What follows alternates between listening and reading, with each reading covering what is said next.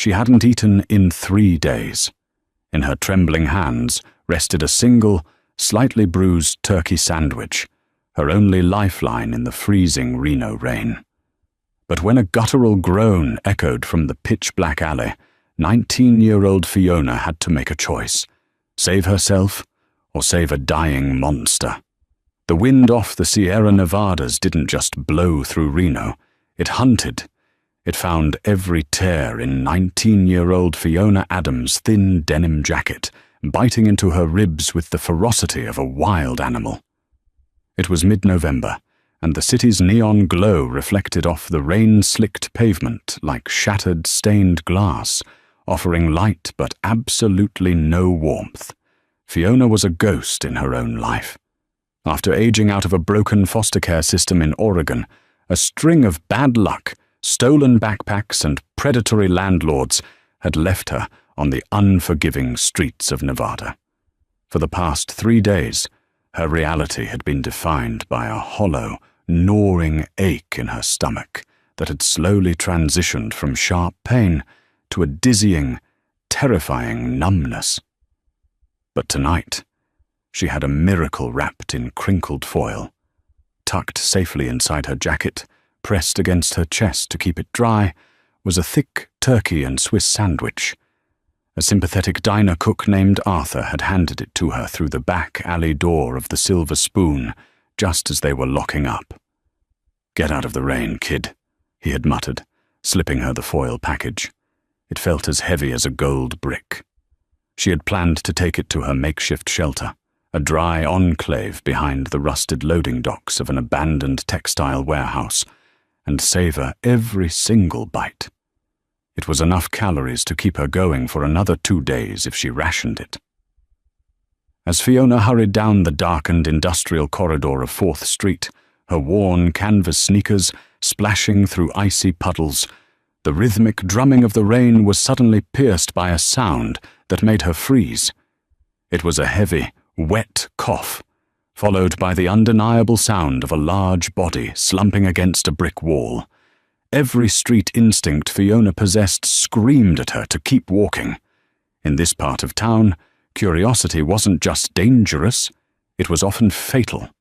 But as she took a step forward, a jagged flash of lightning illuminated the narrow alleyway to her left. Lying in a pile of discarded wooden pallets and wet trash was a man. He wasn't just large, he was colossal, easily pushing 250 pounds of muscle and leather. Beside him lay a crushed, custom-built Harley-Davidson motorcycle, its front wheel bent at a grotesque angle, the headlight shattered. Fiona took a cautious step backward, ready to bolt, but the stench hit her then, the sharp, unmistakable copper tang of fresh blood mixing with the smell of spilled gasoline. Against her better judgment, Fiona crept closer, the shadows swallowing her. The man was clutching his lower abdomen, his massive, calloused fingers slick with dark crimson. He wore a heavy leather vest, the back of which she couldn't see, but the front bore a series of patches. The unmistakable red-on-white lettering spelled out Hell's Angels on the top rocker, with a Nevada patch sitting just below his shoulder. He was a patched member of the most notorious motorcycle club in the world, and he was dying. "Hey," Fiona whispered, her voice trembling. "Hey, are you okay?" The man's head snapped toward her. Even through the blood loss and the rain, his eyes were terrifying, pale, piercing blue, set deep into a scarred, weathered face. A jagged scar ran from his left ear down to his collarbone. "Get the hell away from me," he growled, though his voice lacked the booming authority it surely usually possessed. He coughed again, a wet, rattling sound, and his head rolled back against the wet brick. Fiona should have run. This was gang business. If whoever did this to him came back, she would be nothing but collateral damage. But as she watched his chest heave, struggling for air, she didn't see a terrifying biker. She saw a human being whose life was draining into the filthy Reno gutters. She dropped to her knees beside him, the cold puddle soaking instantly through her jeans. "You're bleeding out," she said, panic edging her voice. She reached out, hesitating before pressing her hands over his massive, blood-soaked ones on his abdomen. "Don't touch me," he snarled, trying to shove her away, but his arm was weak, trembling violently. "Stop fighting me," Fiona yelled back, surprised by her own sudden ferocity. "If you don't put pressure on this, you're going to die right here in the garbage." The biker blinked, seemingly shocked by the audacity of the scrawny, soaked teenager yelling at him.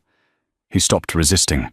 Fiona stripped off her only dry garment, a thick woolen scarf she had found at a donation bin, and pressed it hard against the deep laceration just above his hip.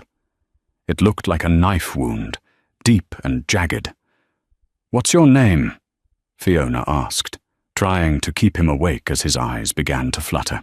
"Jim," he gritted out, his jaw clenched tight against the agonizing pain. "They call me Big Jim. Jim McCall." "Okay, Jim, I'm Fiona. You need an ambulance." "No cops," Jim wheezed, grabbing her wrist with a sudden, iron grip that made her gasp. "No, paramedics. Club handles its own. My brothers, they'll come." "How? Your phone?" Fiona looked around frantically. Jim nodded weakly toward his leather jacket pocket. Fiona reached in, her fingers slipping on his blood, and pulled out a heavy, shattered smartphone. The screen was completely destroyed from the crash. "It's dead," Fiona said, her heart hammering against her ribs. "Jim, it's broken. I don't have a phone. I have to go get help." But as she tried to stand, Jim's massive frame began to convulse. It wasn't just the shivering from the cold or the blood loss. His skin turned an ashen, sickly grey, and a cold sweat broke out across his forehead, mingling with the rain. His breathing became incredibly shallow and rapid. "Jim? Jim!" Fiona shook his shoulder. His eyes rolled back. "Insulin," he mumbled, his words slurring so badly they were barely recognizable. "Crashed. Sugar. Dropping." Fiona froze. The blood loss was bad, but the diabetic shock was going to kill him in minutes. His brain was starving for glucose. She frantically patted down his pockets, searching for candy, a gel pack, anything. Nothing. Her hands flew to her own chest, feeling the crinkled foil hidden inside her jacket. The turkey sandwich, the bread, the sweet cranberry mayonnaise, the thick slices of meat. It was pure carbohydrates and sugar. It was her survival. Fiona's stomach let out a violent, painful cramp, as if her own body was protesting the thought forming in her mind. If she gave this up, she would be back to starving. She might pass out from hunger herself tomorrow. She had literally nothing else in the world. She looked down at the terrifying Hell's Angel. Jim McCall, a man whose reputation alone would normally make civilians cross the street in fear, was reduced to a helpless, trembling giant. He was slipping into a diabetic coma, right here in the freezing rain. With trembling fingers, Fiona unzipped her jacket and pulled out the foil package. She unwrapped it quickly, the smell of roasted turkey and fresh bread hitting her senses so hard it brought tears to her eyes. She broke off a piece of the bread, heavily coated in the sweet cranberry mayo. "Jim," she commanded, her voice cracking. She tapped his cheek hard. "Jim, open your mouth. You have to eat this. Now." He groaned, his jaw locked tight in a minor convulsion. "Open it," she pleaded, practically prying his lips apart and shoving the piece of sweet, carb-heavy bread inside. "Chew. Please, you have to swallow." Instinct seemed to take over. Jim swallowed the first bite. Fiona broke off another, larger piece, turkey, cheese, and bread, and fed it to him. Bite by bite, in the freezing, blood-soaked alley, the starving homeless girl fed her only meal to the dying biker. She watched her survival disappear into his mouth, suppressing the desperate urge to cry. By the time she fed him the last crust, her hands were shaking violently. She sat back on her heels, exhausted, drenched, and entirely empty-handed. For 5 agonizing minutes, nothing happened. The rain continued to pour, washing the blood down the sloping asphalt. Fiona kept the pressure applied to his side with her ruined scarf, praying she hadn't just wasted her food for nothing. Slowly, the violent tremors began to subside. The ashen color in Jim's face retreated, replaced by a pale but living hue. He took a deep, shuddering breath, his piercing blue eyes blinking open.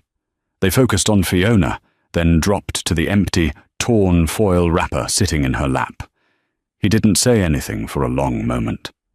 He just stared at her, assessing the soaked, shivering teenager who had just pulled him back from the brink of death. "You," Jim started, his voice a hoarse rasp. "You didn't have to do that?" "You were dying," Fiona said simply, wiping the rain from her eyes. "I couldn't just watch." Jim shifted, wincing as the pain in his side flared up, but the sugar had worked. His cognitive functions were returning. The immediate threat of the diabetic crash had passed. He reached into the inner pocket of his cut and pulled out a small, old-school flip phone. A burner. "Primary got smashed," he muttered, dialing a number from memory with bloody fingers. He held it to his ear. "Deacon," Jim said into the phone, his tone instantly shifting into something cold, hard, and authoritative. "It's Jim. I'm down in the West Alley off 4th, near the old textile plant. The Vipers ambushed me. Yeah, took a blade to the ribs, but I'm stable. Bike's trashed. Bring the van. And Deacon, bring everyone." He snapped the phone shut and looked back at Fiona. The look in his eyes was intense, almost unnerving. "You need to leave," Jim told her, his voice low but firm. "My club is coming. The Vipers might come back to finish the job before they get here. This is going to be a bloodbath, kid. You don't want to be anywhere near this." Fiona nodded, fear finally overriding her adrenaline. She stood up, her legs numb from the cold concrete. "Wait," Jim called out. He reached out and grabbed her wrist one last time, much gentler now. "What's your full name, kid?" "Fiona. Fiona Adams." "Where do you sleep, Fiona Adams?" She hesitated, her street smarts flaring. "You never tell a stranger where your camp is." But there was a strange, unbreakable gravity in the biker's eyes. "Behind the loading docks," she whispered. "The old Henderson textile warehouse, under the rusted awning." Jim nodded once, releasing her hand. "Go, stay hidden." Fiona didn't look back. She sprinted down the alley, her wet shoes slapping the pavement, disappearing into the shadows just as the distant wail of sirens began to echo from the north side of the city. She crawled into her damp sleeping bag behind the loading docks an hour later. The hunger returned with a vengeance, a sharp, twisting agony in her gut. She curled into a tight ball, tears finally spilling hot down her freezing cheeks. She had done the right thing, she told herself. She had saved a life. But as the cold set into her bones, she wondered if she had just traded her own life for his. Sleep eventually took her, a fitful, exhausted state of unconsciousness.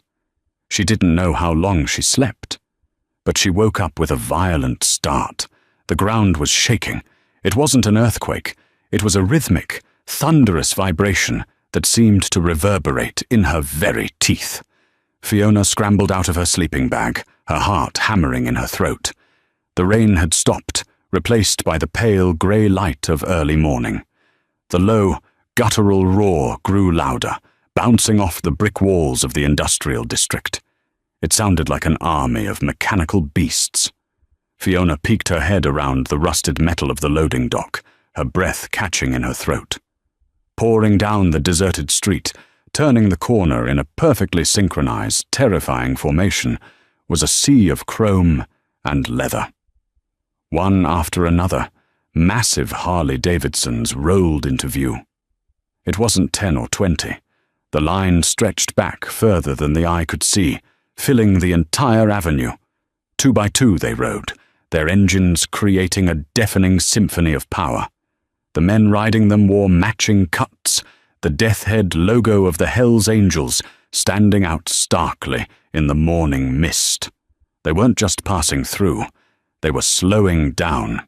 300 Hells Angels were pulling into the abandoned lot of the Henderson Textile Warehouse, forming a massive perimeter, and leading the pack, riding a pristine black chopper, was a man with a skull tattooed on his neck, his eyes scanning the rusted awnings until they locked directly onto the spot where Fiona was hiding. They had come for her. The deafening roar of 300 V-twin engines vibrating against the brick walls of the alleyway was a physical force. It rattled the loose corrugated tin of the warehouse roof and vibrated through the worn soles of Fiona's sneakers. She was trapped. There was no back exit from the loading dock, just a chain-link fence topped with razor wire that she could never scale in time. Panic, cold and sharp, seized her chest. "They're tying up loose ends," she thought, her breath coming in ragged gasps. "I know too much. I saw a patched member bleeding out in an alley. I know the Vipers did it. In the brutal, unforgiving underworld of gang warfare, witnesses were liabilities. The sea of motorcycles came to a coordinated, rumbling halt. The sudden silence that followed the killing of 300 engines was somehow more terrifying than the noise. The air was thick with the smell of hot exhaust, burning oil, and damp leather. The man at the front, the one riding the black chopper with the skull tattoo creeping up his neck, kicked down his stand. He was tall, lean but corded with muscle, with a silver-streaked beard and a heavy leather cut that bore the President patch over his heart. His name tag read, Deacon. Deacon dismounted slowly, his heavy boots crunching against the gravel. Behind him, dozens of massive men dismounted in unison, their faces stoic, their eyes scanning the perimeter. A few of them rested their hands casually near their waistbands. They were locking down the entire city block. "Fiona Adams!" Deacon called out. His voice wasn't a yell, but it carried effortlessly across the damp morning air, deep and resonant. Fiona pressed herself harder against the rusted metal pillar, her heart hammering against her ribs like a trapped bird. She squeezed her eyes shut, wishing she could dissolve into the damp concrete. "We know you're back there, kid," Deacon said, his tone surprisingly steady. "Big Jim gave us the exact coordinates.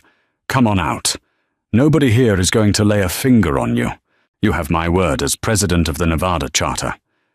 Trembling violently, Fiona slowly peeked around the rusted iron beam. 300 pairs of eyes locked onto her. She stepped out into the pale morning light, her clothes still damp from the night before, her shoulders hunched defensively. She looked entirely insignificant, standing before an army of the world's most feared motorcycle club.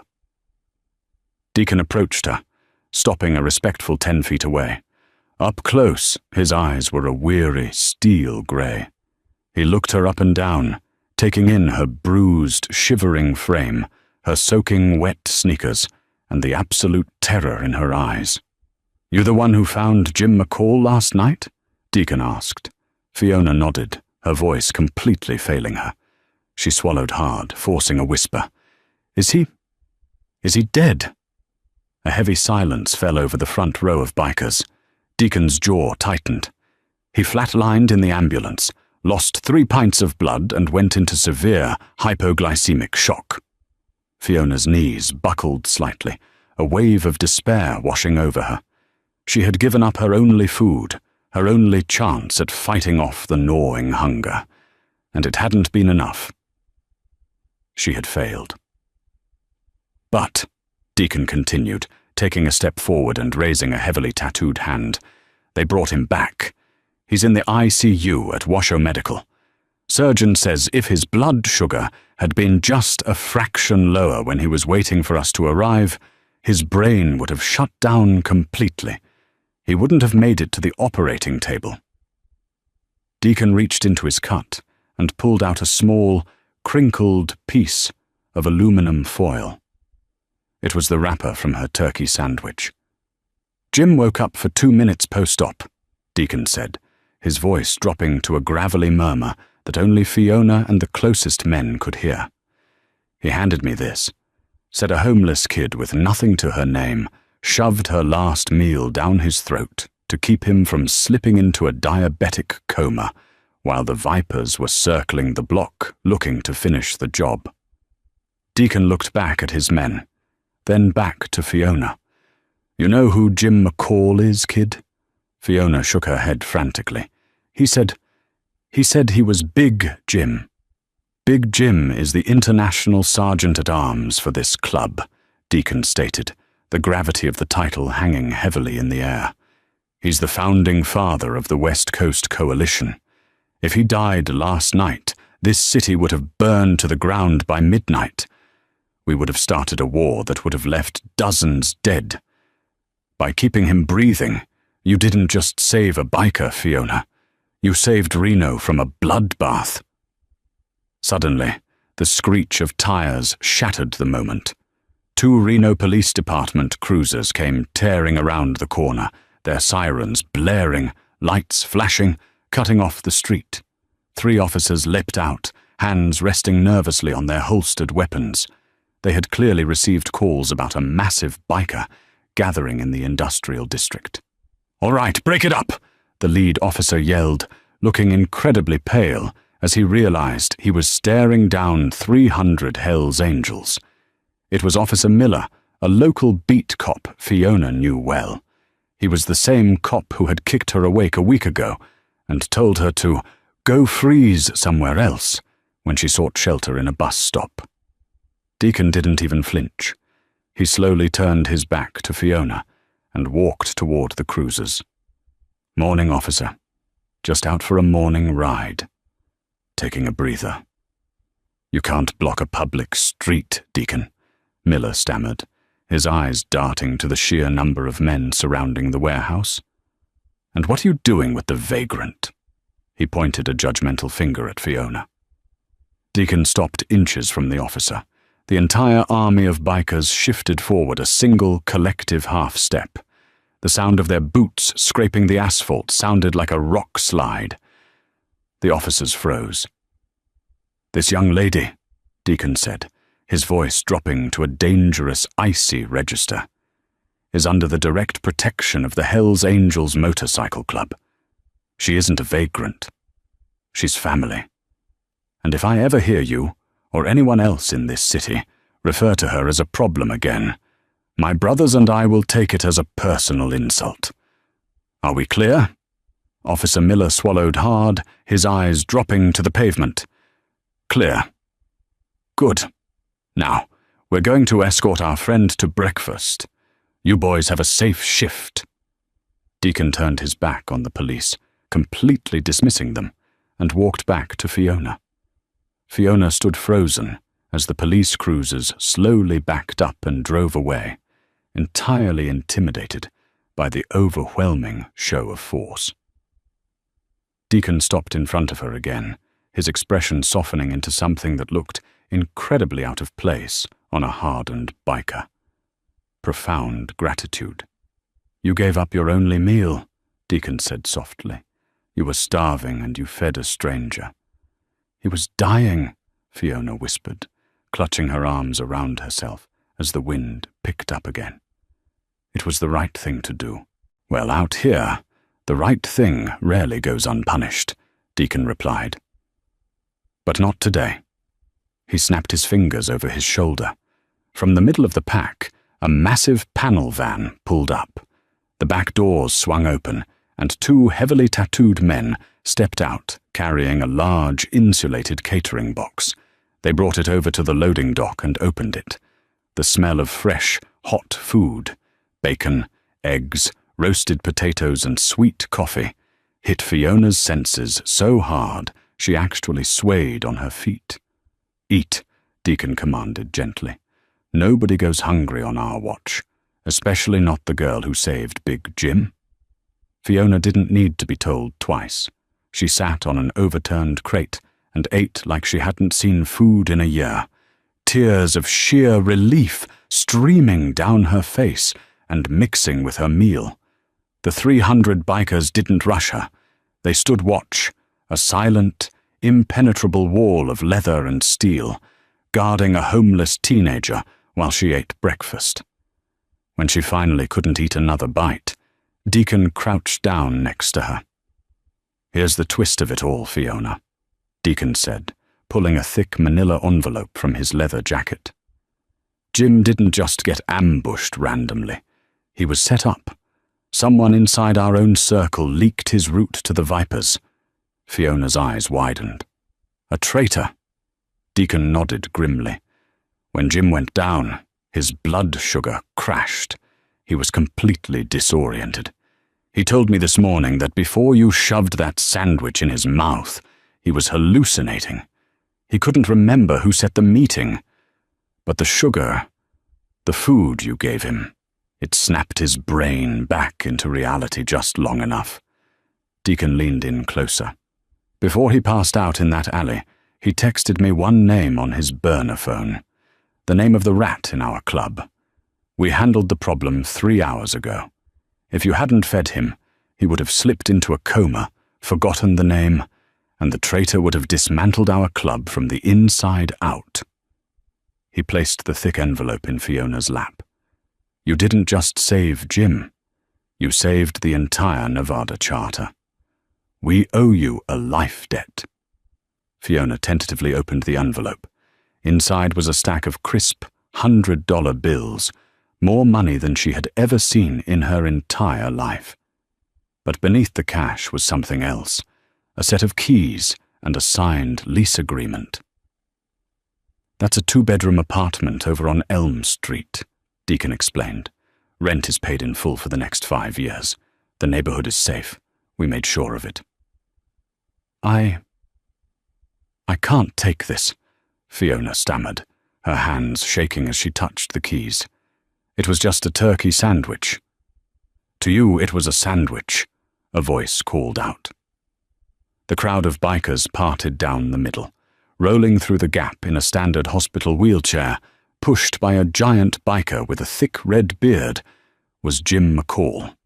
He was pale, hooked up to a portable IV drip, and heavily bandaged around his midsection, but his piercing blue eyes were sharp and awake. He had demanded to leave the hospital against medical advice just to be here. "To me, it was a second chance at life," Jim rasped, offering a weak but genuine smile. "I don't forget a debt, kid." Jim signaled to the man pushing him, who handed Jim a folded piece of black leather. Jim held it out to Fiona. It was a heavy, high-quality leather jacket. On the front right breast, embroidered in stark, undeniable lettering, it read, "Friend of the Hells Angels, Nevada." "You wear that," Jim said, his voice echoing in the quiet alley.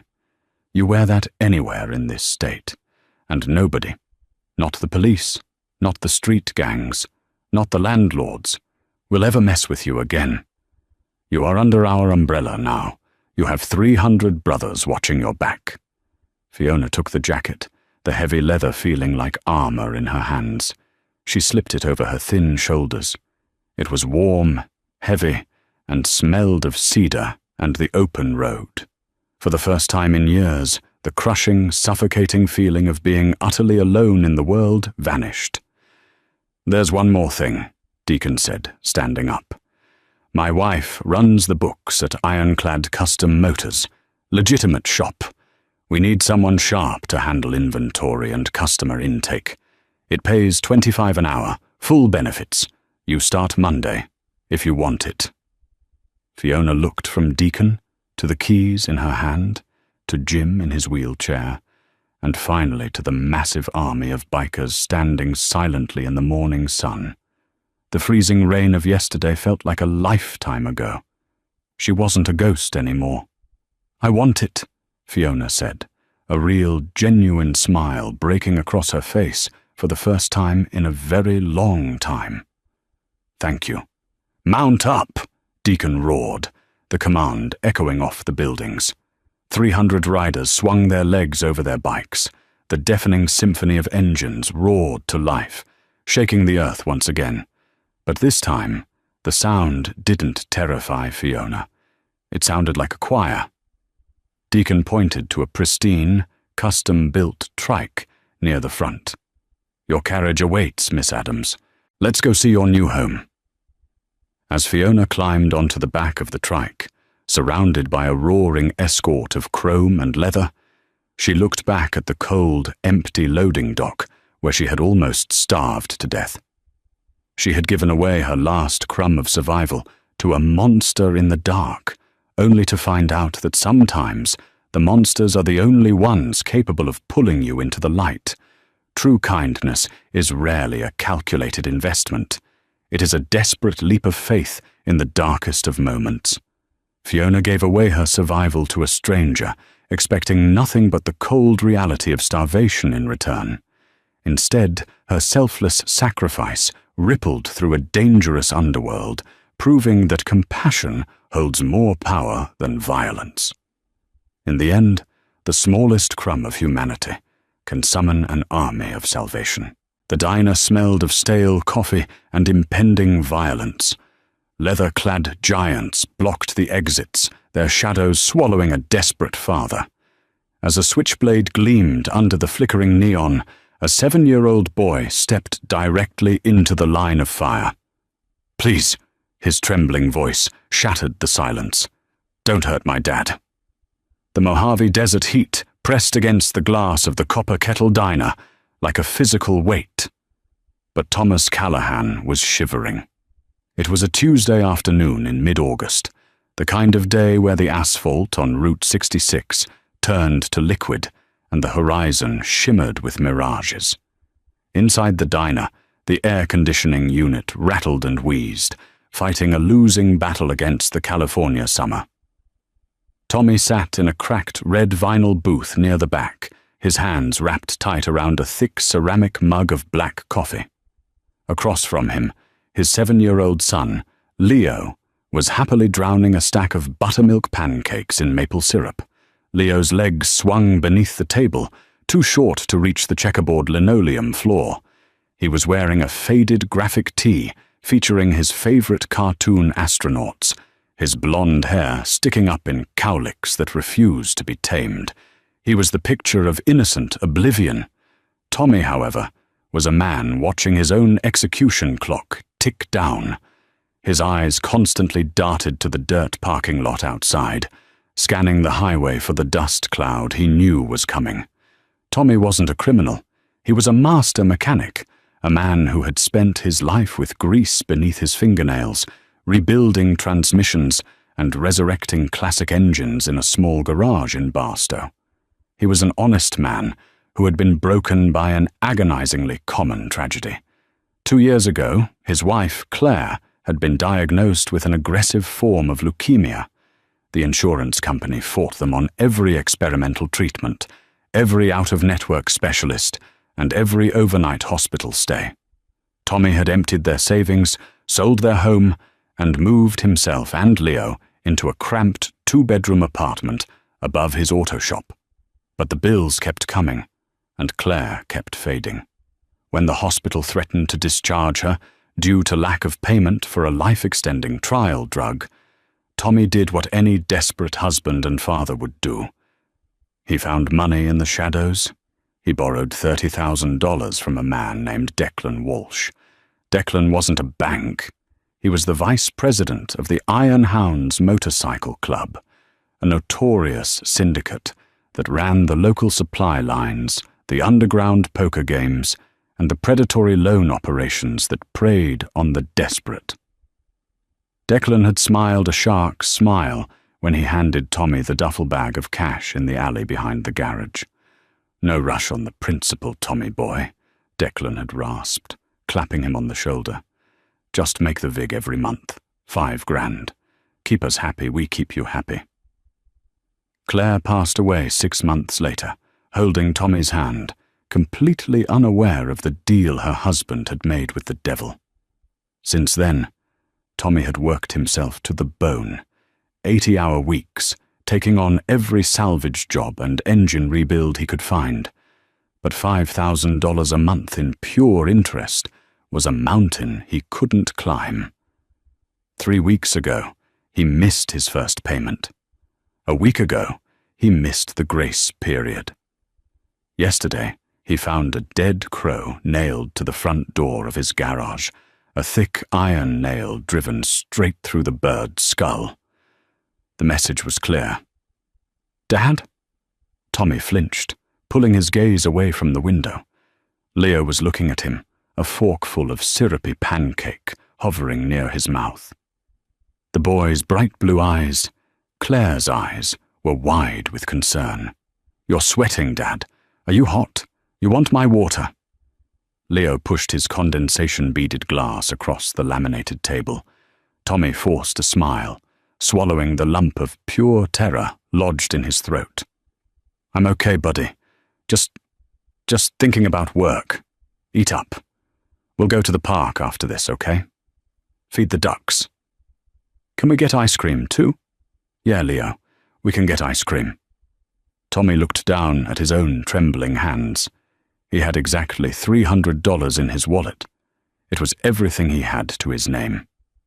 He had come to the diner because it was a public place, hoping that if Declan found him here, the presence of witnesses, Brenda the waitress wiping down the counter, Old Man Henderson drinking soup in the corner, might prevent things from turning bloody. He just needed to beg for one more week. He had a custom 1969 Mustang restoration finishing up on Friday. He could pay them then.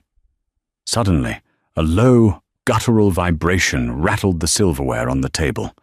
It started as a distant hum, a low-frequency rumble that vibrated through the soles of Tommy's boots. Within seconds, the hum grew into a deafening roar. The diner's large front windows began to shake in their frames. Leo paused, his fork dropping to his plate with a clatter. Whoa, motorcycles! Tommy's blood ran ice-cold. He looked out the window. Tearing off the highway and kicking up a massive cloud of yellow desert dust were 6 heavy Harley-Davidson choppers, their chrome exhaust pipes gleaming in the harsh afternoon sun. They moved in perfect, terrifying formation, pulling into the diner's lot and cutting their engines in unison. The silence that followed was worse than the roar. "Leo," Tommy whispered, his voice cracking, "I need you to slide over. Sit by the wall. Do not move from this booth. Do you understand?" "Dad, what's wrong?" Leo's voice pitched up, sensing the sudden, suffocating panic radiating from his father. "Nothing, buddy. Just sit back. Please." Through the glass, Tommy watched them dismount. The men wore heavy black leather cuts, the back patches proudly displaying the snarling metallic dog of the Iron Hounds MC.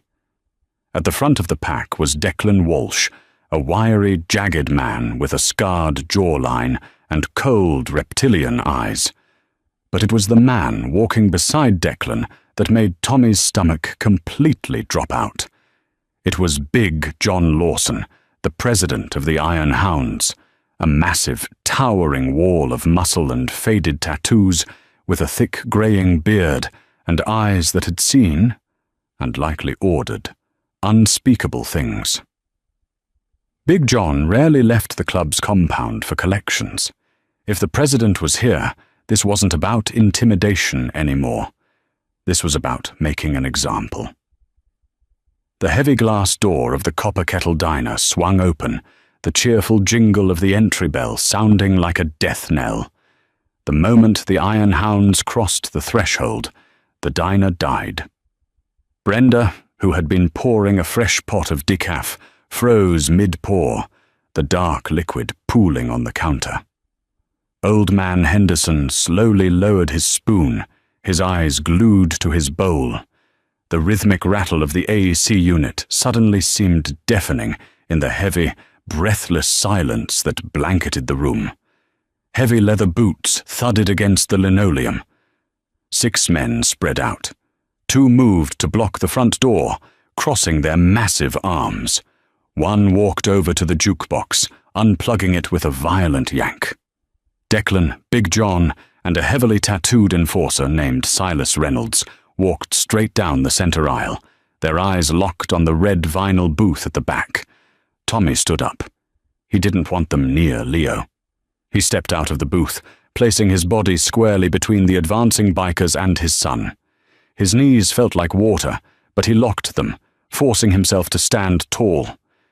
"Declan," Tommy said, his voice tight but remarkably steady. "I have the money coming.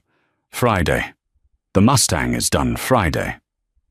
Declan stopped 3 feet away, a cruel, mocking smirk twisting his scarred face. He casually reached into the pocket of his denim vest and pulled out a heavy roll of quarters, tossing them up and catching them in his palm, a makeshift brass knuckle.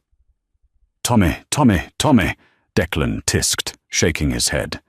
"We had an agreement. We shook on it like men. And now you're avoiding my calls. You're hiding in diners. It's insulting, really." "I'm not hiding," Tommy said, holding up his hands in a placating gesture. "I'm here. I'm telling you, to your face. Give me until Friday. 15,000, all of it. I'm selling the shop, Declan. I've got a buyer lined up. You'll get everything." Big John Lawson stood silently behind Declan, his thumbs hooked into his belt loops. He looked like a mountain, his face an unreadable mask of weathered stone. His cold, pale eyes drifted from Tommy's pale face down to the booth behind him, catching a glimpse of the small boy huddled against the wall. "You're selling the shop?" Declan laughed, a harsh, scraping sound. "That's real cute, Tommy. But the interest compounded yesterday. You don't owe me 30 anymore. With penalties, you're looking at 45. And my patience? That ran out when you didn't answer the door yesterday." Tommy's breath hitched. 45. "Declan, that wasn't the deal. I only borrowed." Declan lunged. It was terrifyingly fast. Before Tommy could react, Declan's hand shot out, grabbing a fistful of Tommy's grease-stained work shirt. With a violent jerk, he slammed Tommy backward against the edge of the Formica table. Tommy grunted in pain as the hard plastic dug into his spine. Plates rattled. A glass of water tipped over, spilling cold liquid across the table. "Dad!" Leo screamed from the booth, his voice piercing the tense air. "Stay there, Leo!" Tommy gasped, struggling against Declan's iron grip. "Declan, please, my boy is right here. Let's take this outside, please." "Outside?" Declan sneered, leaning in close, his breath smelling of stale tobacco and peppermints. He pressed the heavy roll of quarters hard against Tommy's cheekbone. "No, I think we do this right here. I think you need to learn what happens when you disrespect the hounds. Silas, break his right hand. Let's see him fix a Mustang with shattered fingers." Silas, the massive enforcer, took a heavy step forward, his knuckles cracking as he pulled a heavy steel wrench from his belt. Tommy squeezed his eyes shut, bracing for the agony, praying Leo wouldn't look. Then, a blur of motion darted from the booth. Leo didn't hide. He didn't cry in the corner. Driven by a desperate, instinctual love for his only remaining parent, the 7-year-old boy scrambled over the vinyl seat, his small sneakers hitting the floor. He rushed forward and wedged himself directly between the towering, tattooed mass of Silas Reynolds and his pinned father. Leo threw his arms open wide, forming a tiny, fragile barricade. He tilted his head back, staring straight up into Silas's hardened, scar-crossed face. His small chest heaved, his eyes brimming with tears he refused to let fall. "Please!" Leo's high, trembling voice rang out, echoing off the diner walls. "Please don't hurt my dad. He's a good dad. He's just trying to fix the cars. Please!" The room fell completely, utterly silent. Even the hum of the highway outside seemed to vanish. Silas froze, his heavy wrench suspended in mid-air. He looked down at the boy, a flash of genuine shock breaking through his intimidating scowl. Declan blinked, his grip on Tommy's shirt loosening just a fraction in sheer confusion. Nobody moved. Nobody breathed. For 5 agonizing seconds, the only sound in the Copper Kettle Diner was the frantic, shallow breathing of a terrified 7-year-old boy willing to take a steel wrench for his father. Then, the silence was broken by a deep, resonant rumble. "Declan!" It was a single word, spoken softly, but it carried the weight of a falling anvil. Big John Lawson stepped around Silas. He moved with a slow, deliberate grace that belied his massive size. He stopped right beside Declan, looking down at Leo. The imposing president stared at the boy's outstretched arms, at the tear tracks cutting through the dust on his cheeks, and then shifted his heavy gaze to Tommy, who was pale and shaking against the table. "Declan," Big John repeated, his voice ominously calm. "Let him go." Declan frowned, his bravado faltering for a second. "Boss, he's dodging. We gotta show him—" "I said," Big John interrupted, his voice dropping an octave, "let the man go." Reluctantly, Declan opened his fist.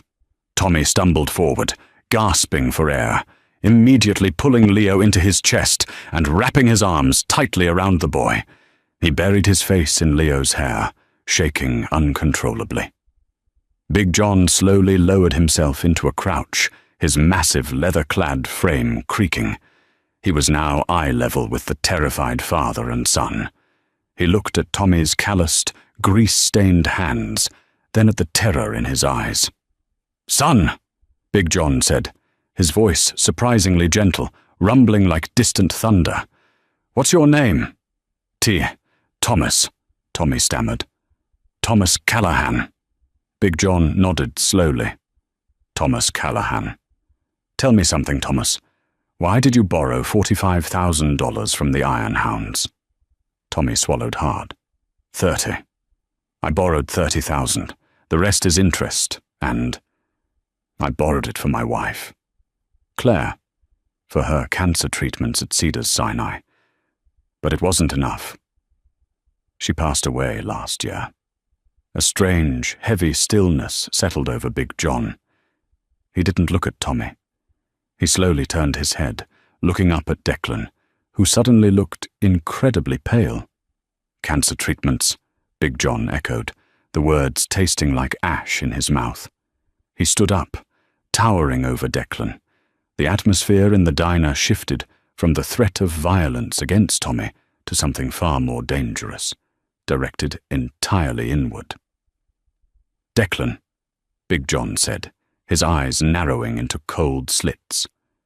"The club ledger says Thomas Callahan borrowed 10 grand for a gambling debt at 30%, not 30 grand for medical bills." Declan swallowed loudly, his eyes darting toward the exits. "John, listen, it's just a paperwork thing. I was gonna—" "The club," Big John continued, his voice echoing loudly in the quiet diner, "does not run predatory loans on grieving fathers. We do not bleed working men to bury their wives. That is street gang filth. That is not the Iron Hounds." The twist hit Tommy like a physical blow.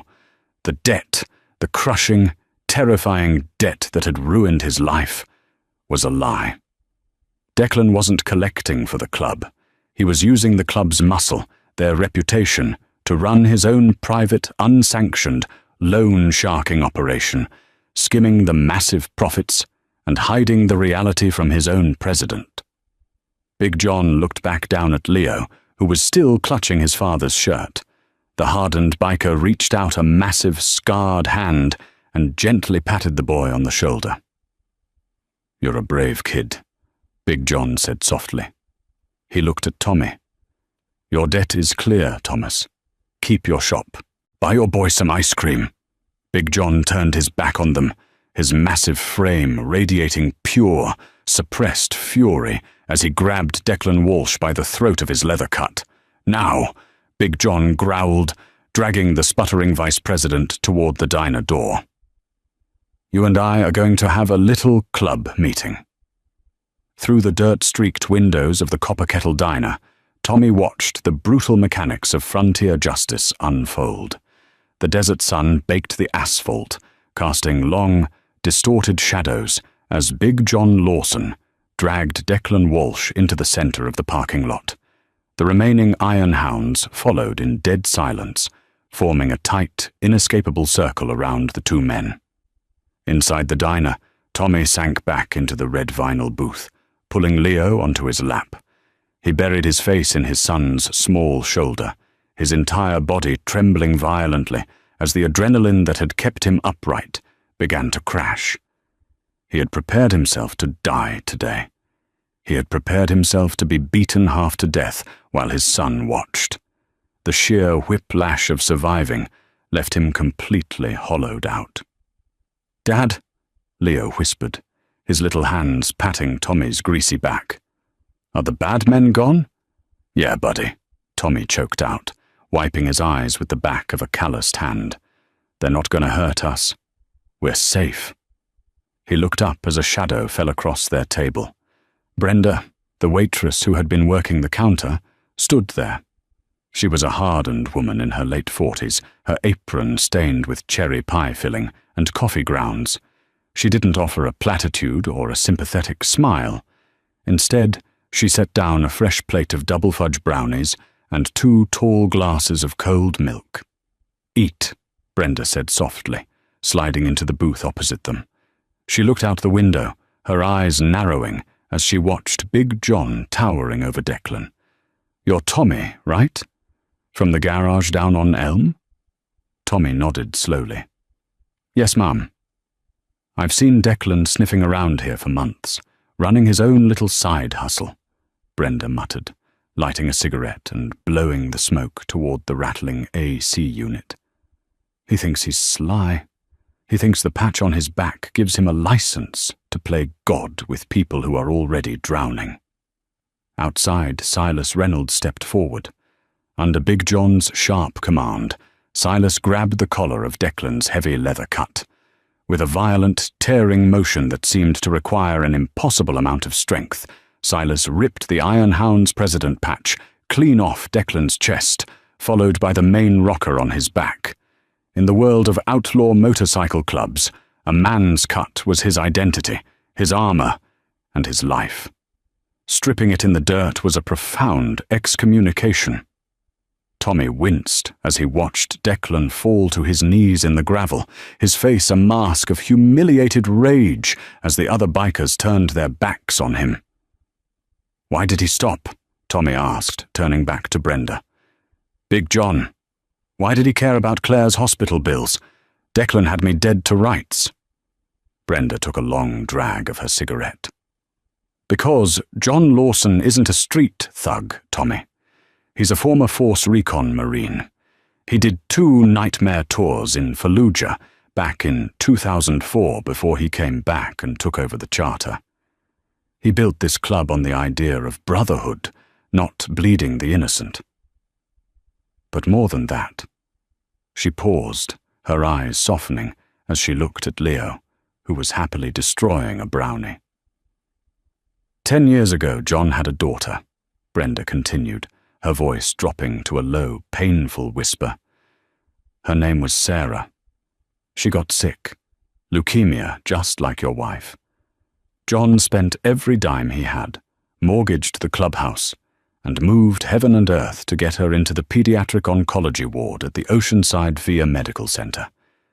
He sat by her bed for 8 months, watching her slip away." Tommy felt a cold chill run down his spine. The sudden, terrifying empathy in Big John's eyes finally made sense.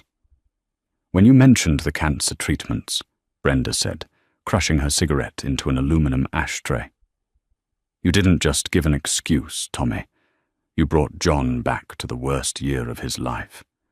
And when he realized Declan was using the club's money to finance a predatory loan against a grieving father, well, you're watching the karma hit back right now."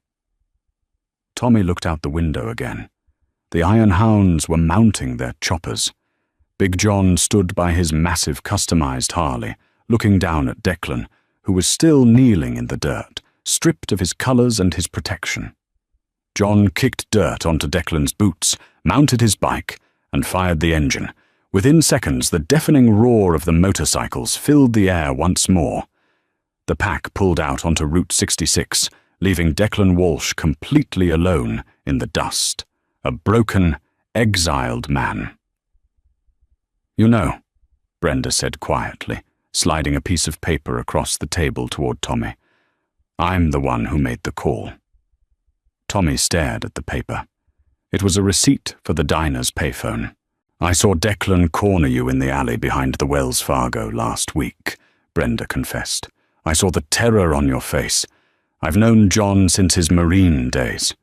I called him yesterday and told him to look into Declan's private ledgers. I didn't know it would explode in my diner, but I knew John wouldn't stand for it."